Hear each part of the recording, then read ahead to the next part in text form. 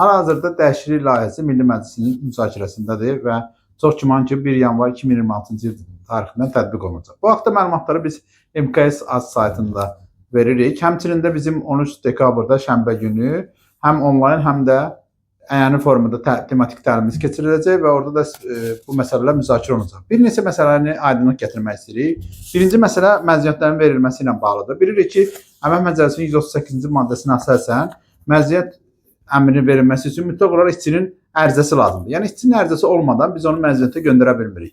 Təklif edilən dəyişikliklərdə artıq bu hal daha bir fərqli formatda təqdim edilir. Belə ki, 2-1-ci maddə daxil ediləcək. Həmin maddədə deyilir ki, işə götürənin yazılı, kağız daşıyıcıda və ya elektron informasiya sistemi vasitəsilə xəbərdarlığından sonra işçi əmək məziyyətinin növbəli cədvəlinə və əmək məziyyətinin başqa vaxtına keçirilməsi şərtləri və qaydasına riayət etməyərək əmək məziyyətindən istifadə etmək tam yaxud bir hissəsindən üçün işə götürənə ərizə ilə müraciət etmədikdə işə götürənin əmri ilə müvafiq iş ilinin əmək məziyyətinə göndərilir. Yəni maddədən görüldüyü kimi maddənin hissələri bölürük. Baxırıq ki, maddədə nə deyir? Yəni işə götürən xəbərdar edəcək ki, hansı bir işçini ki, o məziyyət növbəsinə uyğun olaraq məziyyətdən çıxmaq istəmir, yəni ərizə təqdim etmək istəmir və ya hansı bir halda başqa vaxta keçirməyib, bu barədə müraciət etməyib. Bu zaman artıq özü onun ərizəsi olmadan sadəcə xəbərdarlıq verəcək ki, tutaq ki, sizin 30 gün məzuniyyətiniz qalıb, filan tarixdən filan tarixə siz məzuniyyətə göndərin.